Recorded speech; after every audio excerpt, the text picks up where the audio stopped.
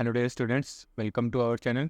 Today we are going to discuss about the intraoperative phase of perioperative nursing. जैसा कि last class में हमने देखा था कि हमने लास्ट क्लास में इंट्राऑपरेटिव फेज उसको स्टार्ट कर दिया था। आइए फर्स्ट वन हम देखते हैं कि अब तक हमने क्या क्या स्टडी कर लिया है। फर्स्ट वन हमने स्टडी कर लिया है, इस अब तक इस यूनिट के अंदर हमने स्टडी किया है पेरीऑपरेटिव नर्सिंग। पेरीऑपरेटिव नर्सिंग के बारे में देख लिया, उसके गोल्स क्या होते हैं। उसके बाद देखा था हमने क्लासिफिकेशन ऑफ सर्जिकल प्रोसीजर की, सर्जिकल प्रोसीजर से उनका क्लासिफिकेशन कौन सा होता है, किस तरह का होता है, on the basis of urgency, on the basis of their type. Next में देखा था हमने phases of perioperative nursing कि पेरी ऑपरेटिव नर्सिंग की जो फेजेज हैं, preoperative phase, intraoperative phase और पोस्ट ऑपरेटिव फेज, उनके बारे में हमने देखा, उनकी डेफिनेशन देखी। उसके बाद हमने 1 बाय 1 डिस्कस करना, हर एक स्टेप को 1 बाय 1 डिटेल से स्टडी करना शुरू कर दिया। नेक्स्ट पर हम देखा फ्री ऑपरेटिव, उसके बाद हमने शुरू किया था pre operative phase. Pre operative phase में हमने देखा था कि कंसर्ट क्या चीज़ है, कौन लेगा, किसकी रिस्पॉन्सिबिलिटी है, कि कौन कौन कंसर्ट देगा, कौन मतलब माइनर के केस में क्या करना है, मेंटल हेल्थ इलनेस के केस में क्या करना है, एडल्ट के केस में क्या करना है, न्यूट्रिशन का क्या सीन है कि सर्जरी से पहले न्यूट्रिशन को कैसे मेंटेन करना है, एलिमिनेशन का क्या रोल रहेगा, नेक्स्ट हम सर्जिकल साइट को कैसे प्रिपेयर करना है, ये सारा कुछ हमने प्री ऑपरेटिव फेज के अंदर देखा। उसके बाद हमने देखा था कि प्री ऑपरेटिव क्लाइंट टीचिंग की, जब भी पेशेंट सर्जरी के लिए जा रहा है तो काफ़ी एंगेज होता है, तो उसके पूरी सर्जरी के बारे में, साथ के साथ पोस्ट ऑपरेटिव कॉम्प्लिकेशन को हम कैसे मैनेज करेंगे, सर्जरी अच्छे से कंडक्ट होगी, ठीक है, इन सब चीज़ों के बारे में हमें क्या करना होता है, पेशेंट को टीचिंग देनी होती है। पोस्ट ऑपरेटिव एक्सरसाइजेज के बारे में बताना होता है ताकि पोस्ट ऑपरेटिव कॉम्प्लिकेशन को हम क्या कर सकें, प्रिवेंट कर सकें। तो नेक्स्ट वन है एक्सरसाइजेज इन post operative period. Post operative period के अंदर जो भी कॉम्प्लिकेशंस हो, जो एक्सपेक्टेड कॉम्प्लिकेशंस हैं, उन कॉम्प्लिकेशंस को प्रिवेंट करने के लिए हम पोस्ट ऑपरेटिव पीरियड के अंदर पेशेंट को एक्सरसाइज करवाते हैं। और उन एक्सरसाइज के बारे में हमें क्या करना है, पेशेंट को प्री ऑपरेटिव फेज के अंदर या प्री ऑपरेटिव टाइम के अंदर ही हमें पेशेंट को एजुकेट करना है ताकि पेशेंट उनको अच्छे से समझ सके, उसका कोई डाउट हो तो हमसे पूछ सके, और वो पोस्ट ऑपरेटिव के अंदर उन एक्सरसाइजेज को परफॉर्म कर सके। साथ के साथ परफॉर्म करने के बाद क्या होगा, नॉर्मली जो पोस्ट ऑपरेटिव जो कॉम्प्लिकेशंस होते हैं थोरेसिक और एब्डोमिनल सर्जरीज के अंदर वो कम हो जाएंगे। नेक्स्ट वन हमने देखा था साइकोसोशियल प्रिपरेशन की, जब भी कोई पेशेंट सर्जरी के लिए जा रहा होता है, काफ़ी एंजियस होता है, तो उस कंडीशन के अंदर पेशेंट की रिलीजियस बिलीव्स हैं, ठीक है, सोशल बिलीव्स हैं, उसकी एंजाइटीज़ को रिलीव करना है, उसको कॉपिंग मैकेनिज्म्स को बताना है, पोस्ट ऑपरेटिव पेन का मैनेजमेंट कैसे करेंगे, ठीक है। तो इन सारी चीज़ों के बारे में पेशेंट को प्रिपेयर करना होता है, सोशली है, मेंटली है, स्पिरिचुअली, सारी चीज़ों के बारे में पेशेंट को प्रिपेयर करना होता है, ठीक है। नेक्स्ट वन हमने देखा था प्री ऑपरेटिव चेकलिस्ट। तो प्री ऑपरेटिव चेकलिस्ट है, तो प्री ऑपरेटिव चेकलिस्ट में हमने देखा था कि ये जो प्री ऑपरेटिव फेज के अंदर जो सारे काम किए थे उनको एक बार रिव्यू किया जाता है before sending the patient to the intraoperative phase. Patient को इंट्रा ऑपरेटिव फेज के अंदर भेजने से पहले हम क्या करेंगे, पेशेंट के जो भी प्री ऑपरेटिव फेज के अंदर हमने काम किए थे उन सारे फेजेस को उन सारे वर्क को हम क्या करेंगे, एक बार चेकलिस्ट देखेंगे कि हमने ये काम किया है कि नहीं किया, ये किया है कि नहीं किया, साइट प्रिपेयर की कि नहीं, न्यूट्रिशन को कैसे मैनेज किया, एलिमिनेशन कैसा था, ठीक है, कंसर्ट हुआ कि नहीं है, पेशेंट की हिस्ट्री और फिजिकल एग्जामिनेशन हुए हैं कि नहीं हुए, पेशेंट की लैब रिपोर्ट्स आई है कि नहीं है, उसका डॉक्यूमेंटेशन कंप्लीट है कि नहीं है, उसकी फाइल रेडी है कि नहीं है। ये सारी चीज़ें क्या होती है, प्री ऑपरेटिव चेकलिस्ट के अंदर आती है, और इन सबको हमें देखना होता है जब भी हम पेशेंट को प्री ऑपरेटिव के अंदर हैंडल कर रहे हैं और पेशेंट को हम इंट्रा ऑपरेटिव फेज के अंदर भेज रहे हैं। नेक्स्ट हमने देखा था medical condition affecting the client in surgery की, ऐसी कौन कौन सी मेडिकल कंडीशन है, ऐसे कौन कौन से पेशेंट की सिस्टमिक अदर सिस्टम के डिसऑर्डर्स हैं जो पेशेंट की सर्जरी को अफेक्ट कर सकते हैं। साथ में हमने देखा था medication affecting the client in the surgery की, पेशेंट अगर कोई पुराने या लॉन्ग टाइम से क्या कर रहा है, किसी मेडिसिन को ले रहा है, कंज्यूम कर रहा है किसी अदर सिस्टमिक डिजीज़ की वजह से, तो उस कंडीशन के अंदर वो मेडिसिन है वो सर्जरी में कितना इम्पैक्ट कर रही है, वो सारी चीज़ें हम क्या कर रहे हैं, मॉनिटर करनी है, देखनी होती है कि मान लीजिए कोई एस्प्रिन पे पेशेंट है और सर्जरी के लिए पेशेंट को हम प्लान कर रहे हैं, तो हमें क्या करना होगा, बिफोर 48 आवर्स, हम सर्जरी के 48 आवर्स पहले हमें क्या करना होगा, जो आपके एस्प्रिन है उसको हमें विथहोल्ड करना होगा, स्टॉप करना होगा, ताकि पेशेंट को ब्लीडिंग ना हो सके, क्योंकि एस्प्रिन है वो क्या करती है, एंटीकोएगुलेंट का काम करती है और वो ब्लड थिनर का काम करती है। नेक्स्ट वन है intra operative phase. Intraoperative phase के अंदर हमने स्टार्टिंग में देखा था कि इंट्रा ऑपरेटिव फेज क्या होती है, उसके बाद हमने देखा था guideline to eliminate the wrong site and wrong surgical procedure की, सर्जिकल प्रोसीजर को रॉन्ग होने से बचाने के लिए, मतलब इंट्रा ऑपरेटिव फेज के अंदर कोई भी ईरर हो उसको बचाने की, उसने बचने के लिए, उसको बचाने के लिए हमें क्या करना है, कुछ गाइडलाइंस दी गई थी, उनको हमने पढ़ लिया और उनको हमें क्या करना है, इंट्रा ऑपरेटिव फेज के दौरान हमें क्या करना है, फॉलो करना होता है। नेक्स्ट देखा था हमने सर्जिकल सेफ्टी चेकलिस्ट, जो कि हम अभी डिटेल से स्टडी करेंगे सर्जिकल सेफ्टी चेकलिस्ट। तो इसमें बहुत सारे क्वेश्चन आते हैं। मेरी आप सबसे एक रिक्वेस्ट है कि जो भी पेरी ऑपरेटिव नर्सिंग का पार्ट 5 और पार्ट 6 है, इन दोनों को प्लीज़ आप एक साथ देखिएगा, क्योंकि ये दोनों आपस में कोरिलेटेड है, कनेक्टेड है। अगर आप पेरी ऑपरेटिव चेकलिस्ट पढ़ रहे हो तो पार्ट 6 के अंदर मिलेगी, लेकिन आपको इंट्रा ऑपरेटिव का आधा पार्ट आपको मिलेगा पार्ट 5 के अंदर और आधा मिलेगा आपको पार्ट 6 के अंदर। तो प्लीज़ इन दोनों को आप एक साथ देखिएगा। आइए आज का टॉपिक हम स्टार्ट करते हैं surgical checklist, surgical safety checklist. Surgical safety checklist के अंदर क्या होता है, जो कि सर्जिकल सेफ्टी चेकलिस्ट है वो किसने दी थी, WHO ने। कुछ ऐसे क्राइटेरिया डिसाइड किए थे पेशेंट को इंट्रा ऑप के अंदर आने के बाद, कि जिससे पेशेंट को क्वालिटी ऑफ केयर वो दी जा सके, साथ के साथ सर्जिकल ईरर होने से बचाया जा सके। तो आइए हम देखते हैं सर्जिकल सेफ्टी चेकलिस्ट। तो सर्जिकल सेफ्टी चेकलिस्ट है वो WHO ने दी थी, ठीक है, पेशेंट सेफ्टी के लिए ये दी गई थी, ठीक है। अब इसके अंदर 3 फेजेज हैं। अब इसको 3 भागों में डिवाइड कर दिया गया कि जो भी सर्जरी है उसको 3 स्टेजेज में, इंट्राऑपरेटिव फेज के अंदर सर्जिकल सेफ्टी चेकलिस्ट उसको 3 फेजेज में डिवाइड कर दिया, 3 टाइप्स में डिवाइड कर दिया। बिफोर इंडक्शन ऑफ एनेस्थीसिया, पहला पार्ट, कि पेशेंट को एनेस्थीसिया देने से पहले। दूसरा पार्ट है बिफोर स्किन इंसीजन, कि जब पेशेंट को आप इंसीजन लगा रहे हो, कट लगा रहे हो, उससे पहले। और है before patient live the operating room. तीसरा पार्ट है before patient living the operating, patient को ऑपरेटिंग रूम से बाहर ले जाने से पहले ये सारे काम कंडक्ट करने होते हैं। तो पेशेंट को एनेस्थीसिया देने से पहले कुछ काम है, कुछ चीज़ें चेक करनी है हमें, ठीक है। एनेस्थीसिया देने के बाद जब पेशेंट सर्जन को हैंडओवर किया जाएगा, उसमें मतलब है कि उसमें उस स्टेप को क्या बोला गया, before incision, before skin incision से पहले हमें क्या करना है, कुछ ऐसे क्राइटेरियाज बनाए गए उनको हमें फॉलो करना है ताकि ईरर ना हो, ठीक है। और उसके बाद है before the patient living the operating room, patient को ऑपरेटिंग रूम को जब छोड़ के जा रहा है, सर्जरी के बाद जा रहा है, बाहर जा रहा है, पोस्ट ऑपरेटिव पीरियड के अंदर जा रहा है, ठीक है, पोस्ट ऑपरेटिव फेज के अंदर, उससे पहले हमें कुछ चीज़ें चेक करनी होती है। तो ये है सर्जिकल सेफ्टी चेकलिस्ट के अंदर। तो आइए 1 बाय 1 हम इन सबको डिटेल से स्टडी करते हैं। तो पहला हमारा टॉपिक होगा सर्जिकल सेफ्टी चेकलिस्ट का बिफोर इंडक्शन ऑफ एनेस्थीसिया, कि एनेस्थीसिया के इंडक्शन के पहले हमें क्या करना है, कि एनेस्थीसिया के इंडक्शन से पहले हमें क्या करना है, बिफोर इंडक्शन ऑफ एनेस्थीसिया। यहाँ पर एक टर्म यूज की जाएगी साइन इन, ठीक है, जैसा कि आप देख रहे हैं मैंने यहाँ पे लिख रखा है साइन इन। साइन इन का मतलब है पेशेंट ने ओटी के अंदर आ चुका है, ओटी टेबल पे उसको लेटा दिया गया है, ठीक है, और अभी तक उसको एनेस्थीसिया नहीं दिया गया है। साइन इन का मतलब है कि पेशेंट को एनेस्थीसिया, अभी पेशेंट एनेस्थेटाइज नहीं है। तो जो before the induction of anaesthesia, ठीक है, एनेस्थीसिया देने से पहले जो है फर्स्ट पेज हो गई सर्जिकल सेफ्टी चेकलिस्ट की, उसको हमने क्या कहा, साइन इन है, ठीक है। और ये जो फर्स्ट पेज है वो किस किस के बीच में होगी, विथ नर्स एंड एनेस्थीसिया। ये इसमें क्या होंगे, नर्स और एनेस्थेटिक जो भी डॉक्टर हैं या एनेस्थीसिया की जो टीम है वो आपस में कोऑर्डिनेट करेगी। क्या कोऑर्डिनेट करेगी, देखिए फर्स्ट वन पॉइंट है बिफोर इंडक्शन ऑफ एनेस्थीसिया का, फर्स्ट वन पॉइंट है सर्जिकल सेफ्टी चेकलिस्ट के अंदर, has the patient confirm his और her identity, site, procedure and consent. इसमें ये दिया गया है कि पेशेंट को एनेस्थीसिया टीम से जो हैंडल कर रहे हैं उसको वो पूछेंगे, जो भी केस को हैंडल कर रहे हैं वो पूछेंगे नर्स से कि क्या आपने पेशेंट की आइडेंटिटी को चेक कर लिया, पेशेंट की सर्जिकल साइट को चेक किया आपने, प्रोसीजर है, कौन सा प्रोसीजर होना है वो पेशेंट को पता है, ठीक है, और कंसेंट लिया हुआ है कि नहीं। ये सारी चीज़ें क्या करेंगे, एनेस्थीसिया वाले नर्स से पूछेंगे। तो हमें क्या करना है, जो सारी चीज़ें हमें मिली है उसके बारे में, उसके अकॉर्डिंग हमें येस और नो आंसर करना है।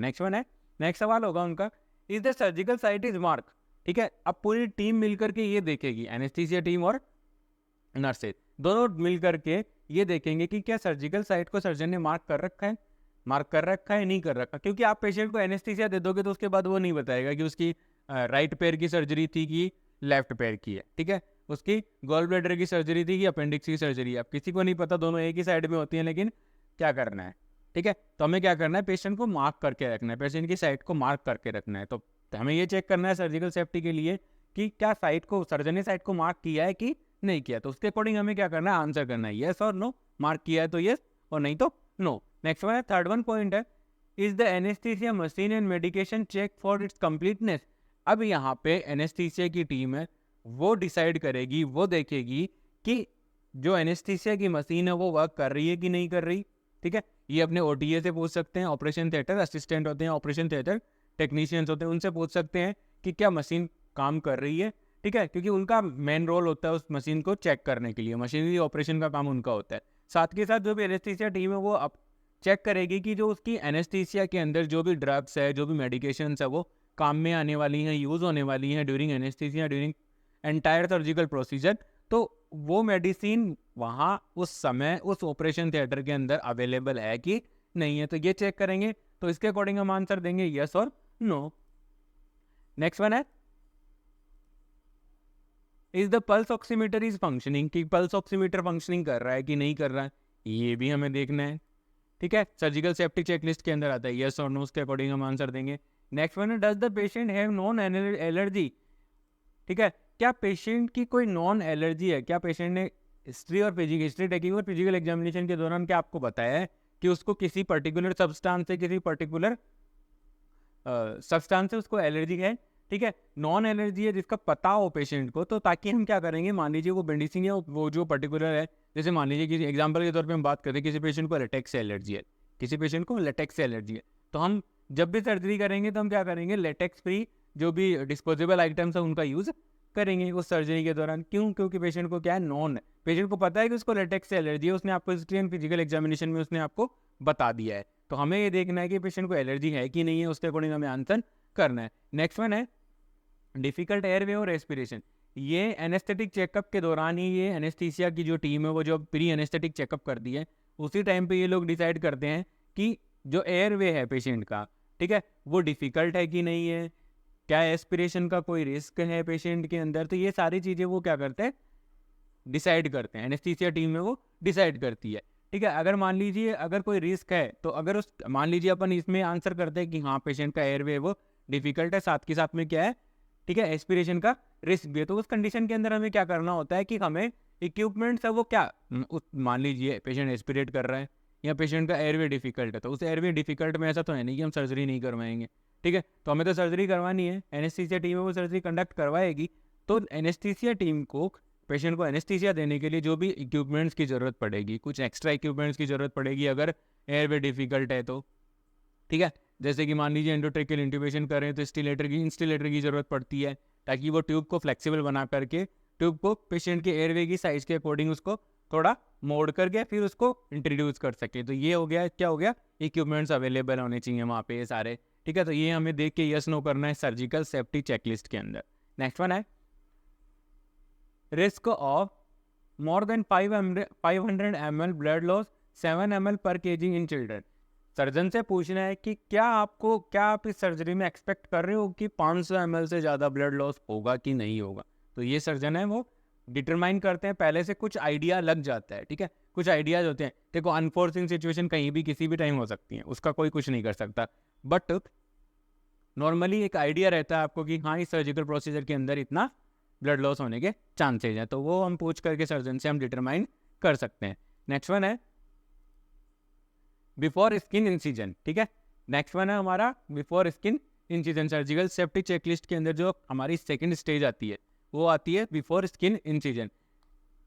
इस पहली फेज में कौन सा था, बिफोर इंडक्शन ऑफ एनेस्थीसिया, जैसे ही आपने पूरे चेकलिस्ट चेक की, आपके आंसर्स अगर ठीक है, राइट है, तो एनेस्थीसिया टीम क्या करेगी, पेशेंट को इंड्यूस करेगी, इंड्यूस करने का मतलब है पेशेंट को एनेस्थेटाइज कर देगी, सर्जरी के लिए रेडी कर देगी, ठीक है, ठीक है। एनेस्थीसिया देने के बाद सर्जन जो एनेस्थीसिया की जो टीम है वो क्या करेगी, पेशेंट को सर्जन को हैंड ओवर करेगी कि सर अब पेशेंट आपका है, आप ऑपरेट कर सकते हैं, तो जहाँ से जिस समय से एनेस्थीसिया टीम ने सर्जन को पेशेंट हैंड ओवर किया है, वहाँ से क्या हो जाता है, टाइम काउंटडाउन शुरू हो जाता है, टाइम है वो नीचे की तरफ आना शुरू हो जाएगा, क्योंकि एनेस्थीसिया का जो इफेक्ट है, मान लीजिए कोई मेडिसिन है, उन लोगों ने जब भी वो मेडिसिन दी थी उन्होंने एक्सपेक्ट किया था कि ये सर्जरी 4 घंटे में पूरी हो जाएगी, उन्होंने 4 घंटे के हिसाब से पेशेंट को इंड्यूस किया है कि हाँ 4 घंटे तक इतनी मेडिसिन है वो काम कर लेगी, तो अब सर जैसे इंड्यूस किया तो सर्जन का क्या है, टाइम माइनस में शुरू हो चुका है, तो उसे बोलते हैं अपन टाइम आउट। टाइम आउट का मतलब है अब आप अगर डिले करोगे तो एनेस्थीसिया का इफेक्ट है वो धीरे धीरे कम होता रहेगा, तो इसीलिए यहाँ पे आता है टाइम आउट। ये क्वेश्चन एक बार आ चुका है प्रीवियस एग्जाम्स के अंदर कि सर्जिकल सेफ्टी चेकलिस्ट सेफ्टी के अंदर कौन सा पॉइंट होता है, sign in, sign out, time in, time out, तो इनमें से कौन सा नहीं होता है, ये सवाल आया था, तो टाइम इन नहीं होता है, साइन इन होता है पेशेंट अंदर आया है, टाइम आउट की पेशेंट एनेस्थेटाइज हो चुका है, सर्जरी शुरू हो चुकी है, ठीक है, और साइन आउट के पेशेंट बाहर जा रहा है। तो यहाँ पे ध्यान रखिएगा, ये प्रीवियस एग्जाम्स में क्वेश्चन आया हुआ है, तो प्लीज़ इसको ध्यान से पढ़िएगा। इसमें से कई बार बहुत बार क्वेश्चन पूछे जाते हैं और एम्स बहुत बार इसमें से यहाँ से क्वेश्चन उठा करके पूछता है। आइए हमारी सेकंड स्टेज देखते हैं, before skin incision. Before skin incision से पहले क्या करना है? अब बिफोर स्किन इंसिजन से पहले क्या करना है? इंसिजन लगने से पहले अब यहाँ पे तीनों इन्वॉल्व हो गए। पहली इंडक्शन ऑफ एनेस्थीसिया में नर्स और एनेस्थीसिया टीम थी, अब यहाँ पे नर्स भी है, एनेस्थीसियोलॉजिस्ट भी है और सर्जन भी है, तीनों इन्वॉल्व होंगे। तो अब क्या करना है ये देखिए, वन बाय वन ये क्या करते हैं देखिए।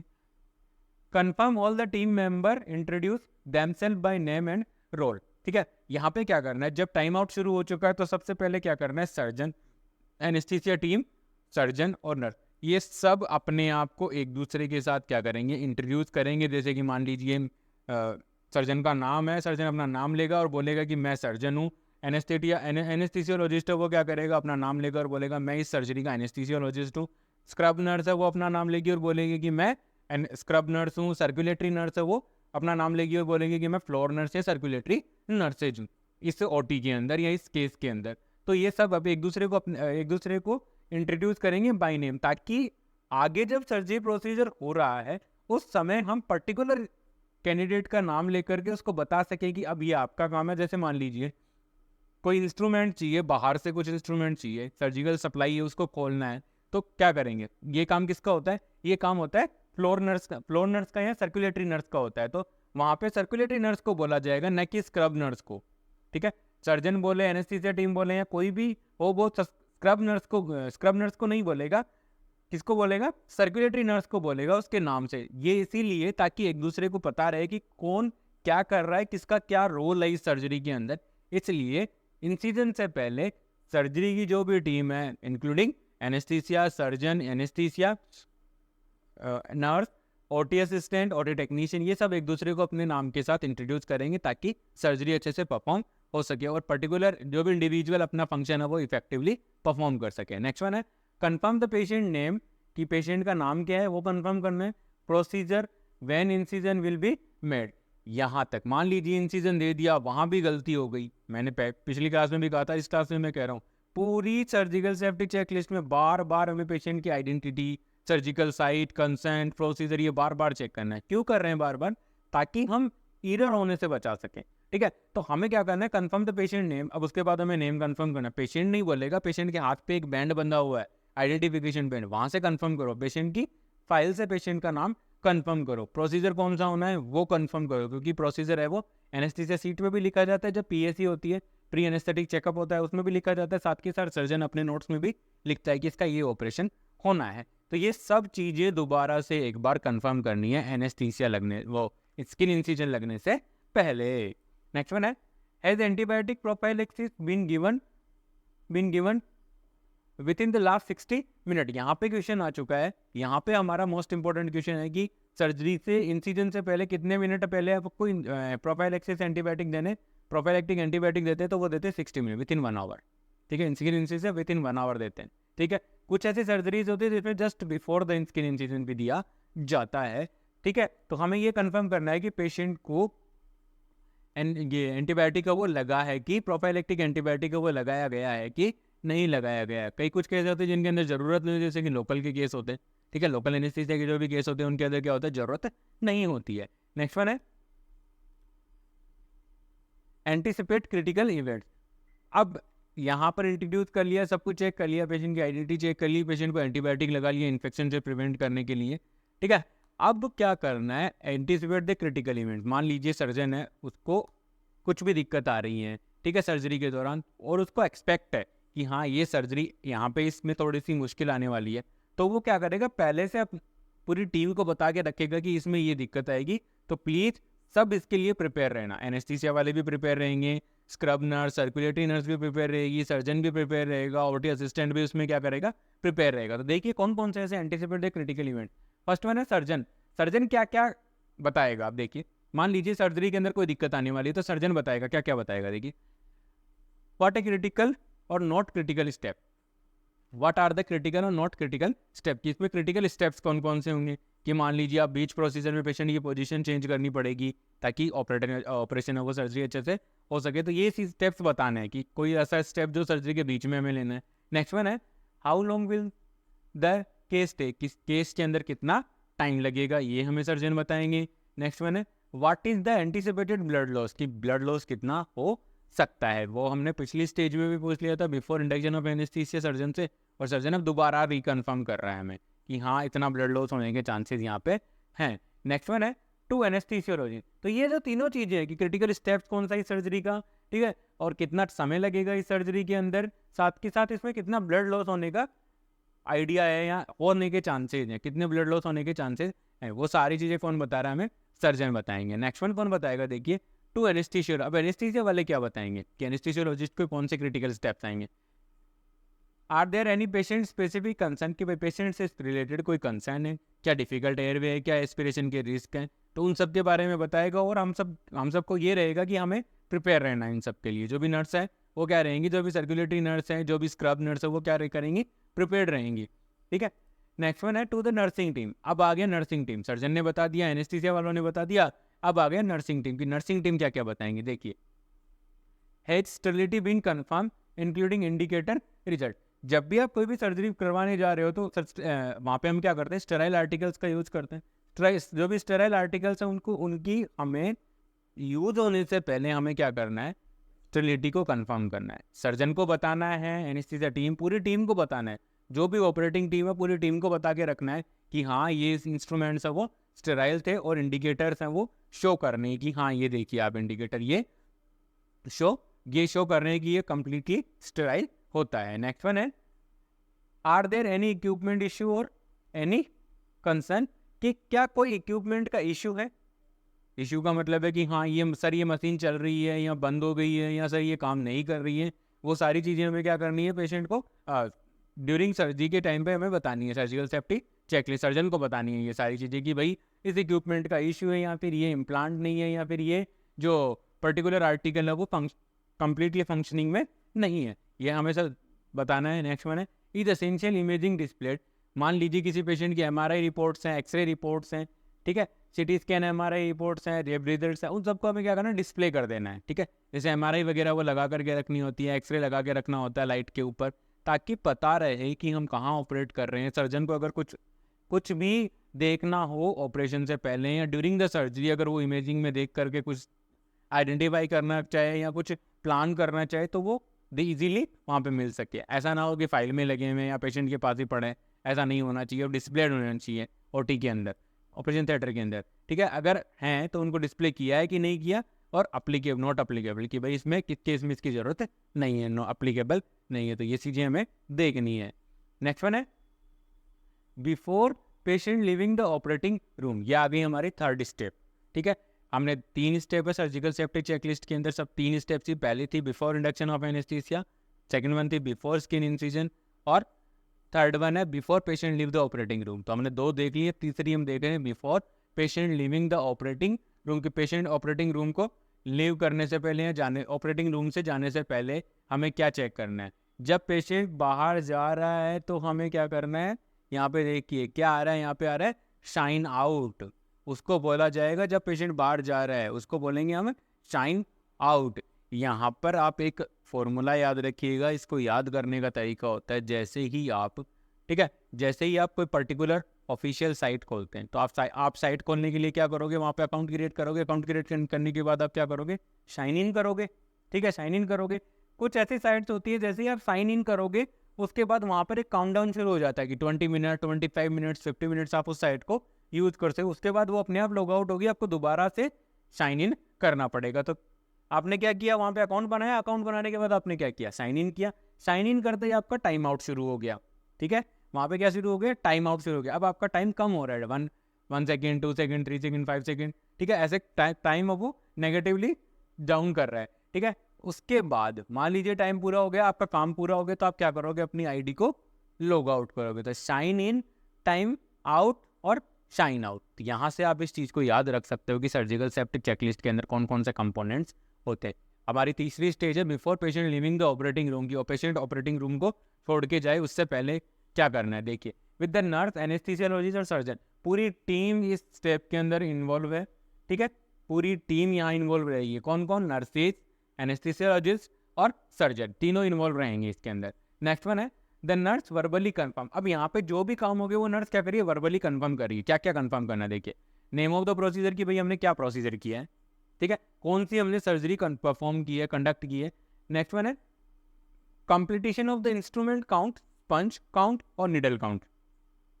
जब भी हम as a nurse, as a scrub nurse, जब भी हम किसी सर्जरी के लिए जाते हैं, स्क्रब हो रहे हैं, स्क्रब नर्स का रोल प्ले कर रहे हैं वहाँ पे सर्जरी के अंदर, तो हमारी प्रायर रेस्पॉन्सिबिलिटी है कि जब भी हम किसी सर्जरी को कंडक्ट करवा रहे हैं तो सर्जरी के अंदर हमने जो भी इंस्ट्रूमेंट अपने ट्रे पे सेट किए, ट्रॉली पे सेट किए, उन सब का काउंट हमें याद होना चाहिए। साथ के साथ उनको आपको लिख के भी रखना होता है, मार्कर से बोर्ड, वाइट बोर्ड होता है ओटी के अंदर, वहाँ पर आप उनको लिख सकते हो कि आपने आर्टरी फोर्सेप कितने लिए हैं, बीपी हैंडल कितने लिए हैं, बार्ड पार्कर हैंडल। मेरे शॉर्ट्स में आप, मेरे यूट्यूब चैनल पे आप शॉर्ट्स में जाके देख सकते हो ये सारी चीज़ें, ठीक है।